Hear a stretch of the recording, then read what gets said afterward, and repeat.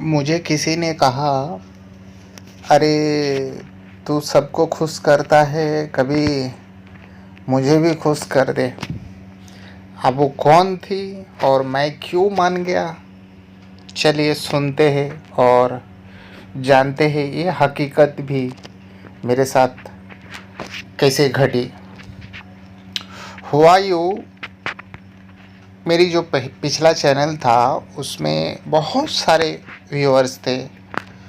तो अब ना जाने उसमें अपने भी कोई लोग होगा जो मुझे जानते हैं, पहचानते हैं। ऐसा भी बहुत सारे लोग होंगे लेकिन मुझे नहीं पता। और मैं अपना पहचान हमेशा ही सीक्रेट रखता हूँ, क्योंकि मैं ऐसा काम करता हूँ जो बोलने लायक समझ में नहीं है। जो अपने रिश्तेदार अगर जानेंगे तो बोलेगा, अरे लड़के को और काम नहीं मिला। खास करके हमारे समझ में तो ऐसा नहीं चलते, हिंदुस्तान में तो नहीं चलते। बाहर कंट्री होती तो बात अलग थी, लेकिन हिंदुस्तान में इस काम को कोई भी एक्सेप्ट नहीं करेगा। तो मुझे ये काम यूनिक लगा था एकदम। मैं जब शुरू शुरू में स्टार्ट किया था, बहुत सोचा, मैं बहुत सोचने के बाद ये काम स्टार्ट किया।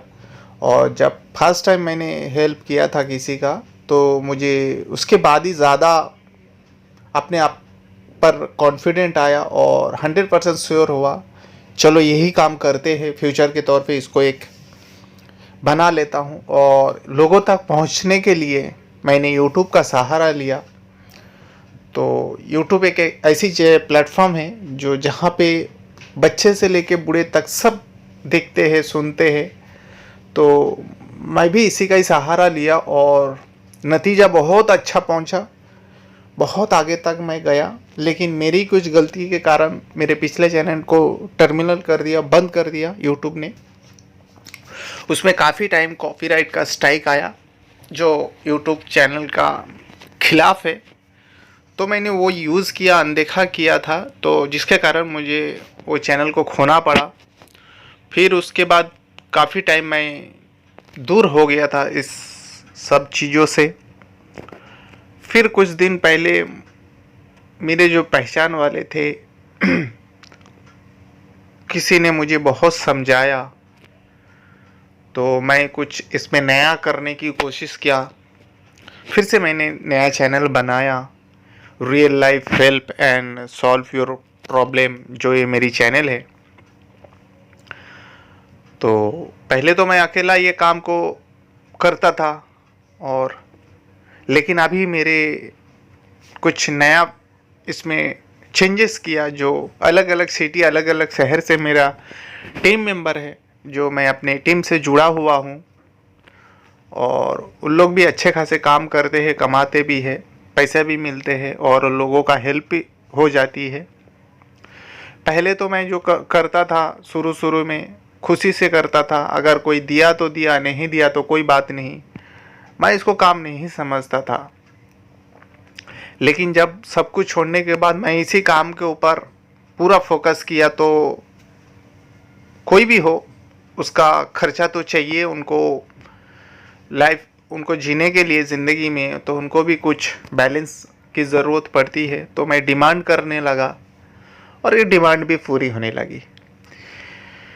तो जैसे कि मैं बताया शुरू में ही, जो ये मैं किसी को खुश करने के लिए, और किसी ने मुझे रिक्वेस्ट किया था तो मैं भी मान गया। फ्री में ये काम मुझे करना पड़ा, क्योंकि मैं उसको डिमांड भी नहीं किया था और ना कर सकता था। तो चलिए सुनते हैं आखिर ऐसा क्या हुआ और क्यों मैं माना। काफ़ी टाइम से मुझे मेल आ रहा था, जो सर आपसे हेल्प चाहिए, हेल्प चाहिए, आप सबका करते हो, हमारा मेल का जवाब क्यों नहीं देते हो, ऐसा करके बहुत सारे मेल आया था। तो एक दिन मैंने मेल का जवाब दिया, तो उनसे सब कुछ पूछा, तो पता चला मैं जिस सिटी में हूँ उसी सिटी में वो भी रहती है। तो मेरे लिए और आसान हो गया, जो चलो कोई कहीं जाना नहीं पड़ेगा, यहीं पे अपने को काम मिल जाएगी। तो ये सोच के मैं उनसे सब डिटेल मांगने लगा। उसने सारे डिटेल तो दी, लेकिन अपना पहचान पत्र, जैसे मेरे रूल में है मैं पूरा डिटेल जानने के बाद ही उनसे मिलता हूँ, उनसे मीटिंग करता हूँ। तो मैं उनसे जब आईडी मांगा तो उसने बोला, सर एक्चुअली क्या हुआ, मैं कहीं गई थी ट्रेवल्स में तो मेरी सारी चीज़ पार्सल चोरी हो गया। एक पुराना पैन कार्ड है लेकिन उसमें मेरी पिक्चर समझ में नहीं आ रही, बहुत पुरानी है, यहाँ ही पड़ा था। तो आप अगर बोलेंगे तो उनको शो करता हूँ। तो मैं बोला ठीक है चलेगा। अब मुझे क्या पता था वो मेरे साथ इतनी बड़ी गेम खेल रही है। तो मैंने मांग लिया। मांगने के बाद पता तो चला पैन कार्ड में जो उसने बताया उनका नाम था नफीसा, मुस्लिम थी नफीसा, और कुछ नहीं था और समझ में भी नहीं आ रहा था। तो मैंने बोला अच्छा ठीक है, तो कहाँ पे मिलते, क्या आपका घर का एड्रेस देंगे? बोलता नहीं सर, घर का तो एड्रेस नहीं दे सकता हूँ, तो बाहर मिल सकते, मीटिंग के लिए आप अगर बोलेंगे तो कहीं भी मिल सकते हैं। मैं बोला आप बताइए कहाँ पे मिलना है, आपको कौन सा अच्छा पड़ेगा। तो उसने एक पार्क का नाम बताया जो गार्डन जैसा होता था, जिस सिटी में मैं रहता था उस टाइम की बात बोल रहा हूँ। मेरे घर के नज़दीकी, एकदम घर के नज़दीकी वो पार्क थी। तो लोकल पार्क थी, ऐसा कोई फेमस नहीं था, कोई भी जाके बैठा रहता था, आराम करता था। तो ये नाना चौक करके आता है, अभी जो मुंबई में रहता है, जैसे मैं सिटी का नाम बता रहा हूँ, ये मुंबई सिटी है, नाना चौक में है। ग्रांड रोड का वेस्ट में आता है, ग्रांड रोड जो स्टेशन है उसके वेस्ट में आता है नाना चौक करके। तो वहाँ पे एक गार्डन है, तो वहाँ पे बुलाया, मैं गया। जाने के बाद मैंने उनको कॉल किया। कॉल करने के बाद उसने कॉल रिसीव किया, बोलते हैं कहाँ है आप? मैं तो उनको कहा जो मैं तो गेट पे हूँ, आप कहाँ? तो उसने मुझे थोड़ा अंदर आने के लिए कहा गार्डन के अंदर। तो मैं गया, फ़ोन पे बात करते हुए ही गया। तो एक बेंच का इशारा किया, जो मैं यहाँ बैठी हूँ आप देखो, बुरखे में हूँ। तो मैं गया उनके पास, बैठा, बाजू में बैठा, बैठ के बात करने लगा। लेकिन उनकी आवाज़ जो है ना, ऐसा लग रहा था जैसे मैं ये आवाज़ को पहचानता हूँ, रोज़ सुनता हूँ, ऐसा मुझे लगा। तो मैं इग्नोर किया, मैं बोला हो सकता है, ऐसा कुछ नहीं। तो मैंने उनसे बात करने लगा, तो क्या प्रॉब्लम है, ये है वो है। तो उसने कहा देखिए आप पहले बताइए, आप मुझे ना नहीं करेंगे। मैंने उनसे कहा देखिए मैडम, आपके बुलाने पर मैं यहाँ आया हूँ और मैं किसी को ना भी नहीं करता हूँ, आपको पता है मेरी काम क्या है। आप अगर मेरी चैनल को जुड़े हुए हैं, आप मेरे चैनल से और मुझे सुनते हैं तो आपको पता है। बोले इसीलिए तो सर आपको रिक्वेस्ट कर रहा हूँ। बोला ठीक है, आप बताइए आपका प्रॉब्लम क्या है। बोला प्रॉब्लम कुछ नहीं, बस सर मुझे थोड़ा इंजॉय करना है।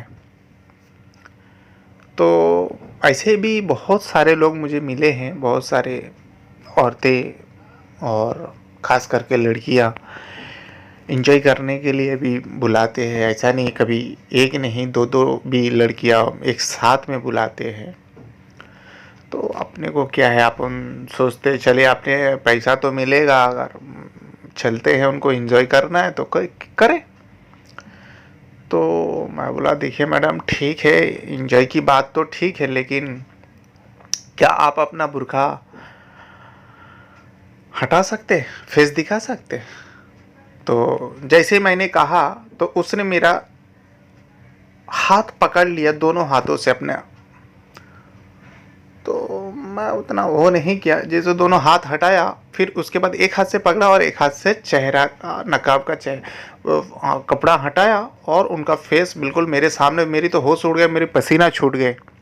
वो कोई और नहीं, मैं जिस फ्लैट में रहता था, एक्चुअली फ्लैट नहीं था, मतलब वो जैसे पुराना बिल्डिंग होती है ना, 4th फ्लोर की बिल्डिंग थी और मैं 3rd फ्लोर में रहता था, वो 2nd फ्लोर में रहती थी। तो नफीसा नाम, सही उनका नाम नफीसा है और बहुत खूबसूरत है, जवान है एकदम, 18-19 साल की या 20 साल की होगी, इतना अंदाज़ा, मेरे सामने ही बड़ी हुई है। तो मैं बोला ये क्या कर रही है तू, और ये तू मुझे यहाँ पे बुलाया ऐसा ऐसा। तो बोलने लगा देख, पहले से ही मैं तेरा ये चैनल को सुनता हूँ, तेरे जो वॉइस है मुझे थोड़ा डाउट हुआ था जो तू ही हो सकता है, और मुझे ये भी पता था जो तू ही ऐसा उल्टा सुल्टा काम करता है, लेकिन ये जो काम किया तूने बहुत अच्छा किया। मैं बहुत दिनों से सोच रही थी मैं तुझसे मिलूँ तुझसे डिस्कस करूँ ये सब बारे में, लेकिन मैं घर पे नहीं वो बता सकता था। अगर तूने इनकार कर दिया, अरे नहीं मैं नहीं हूँ वो नहीं हूँ, तो मैं झूठा साबित होऊंगा, और मैं अगर कोई सुन लेगा तो मुझे भी खराब लगेगी। तो टेंशन मत ले, मैं किसी को नहीं बताऊंगी जो तू ऐसा काम करता है। लोग बचपन से एक ही साथ बड़े हुए, तो मुझे तो भले ही मैं उनसे बड़ा हूँ, लेकिन वो तू करके बात करती है। तो मैं बोला देख वो तो सब ठीक है, लेकिन तू यार तू कब से सुन रही है मेरे को। तो बोलते हैं बहुत करीब 1-1.5 साल हो गया मैं तेरे को सुन रही हूँ, और मुझे डाउट हुआ था काफ़ी। मैंने तेरे को वो अपना कमेंट बॉक्स में कमेंट किया, लेकिन तूने कोई जवाब नहीं दिया। तू खाली मेल एड्रेस देता था और उसके बाद बोलता था। मैं बोला वो तो ठीक है, जैसे कि मेरा रूल है। तो मैं बोला देख के अभी किसी को पता चलेगा, और तू क्या कोई तेरा बॉयफ्रेंड नहीं है, मैं तो सुना था तू उसके साथ ऐसा ऐसा है। तो उस दिन से हम लोग का बात एकदम, उस दिन खास उसी टाइम से मैंने उनसे बात करने का एकदम ढंग ही बदल दिया था। क्योंकि इससे पहले जब बात करता था एक पड़ोसी जैसा बात करते हैं, घर के जैसा मेंबर थे, तो उस हिसाब से बात करता था। लेकिन उस दिन जब उसने ऐसा मुझे पकड़ लिया, मैं क्या करता हूँ सब जान ली, तो मैं भी बात करने का ढंग बदल दिया। तो मैं उनसे पूछने लगा आखिर तू भी ऐसा ही निकल गई।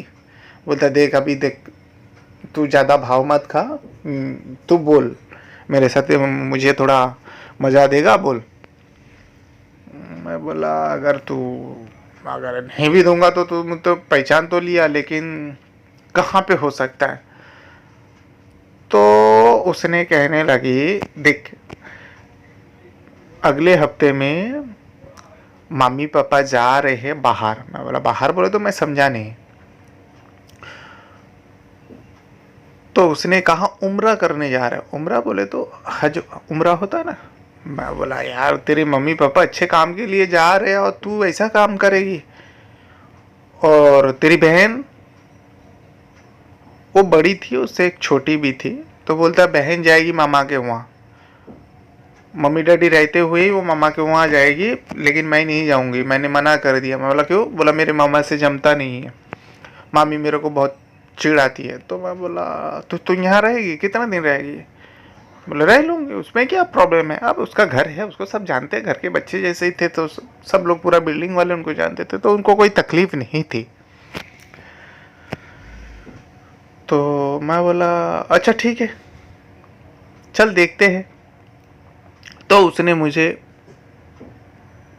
प्रॉमिस किया, और मैं भी उनसे प्रॉमिस किया जो ये बात हम दोनों के बीच ही रहेगी, तीसरा किसी को पता नहीं चलना चाहिए। बोलता ठीक है कोई बात।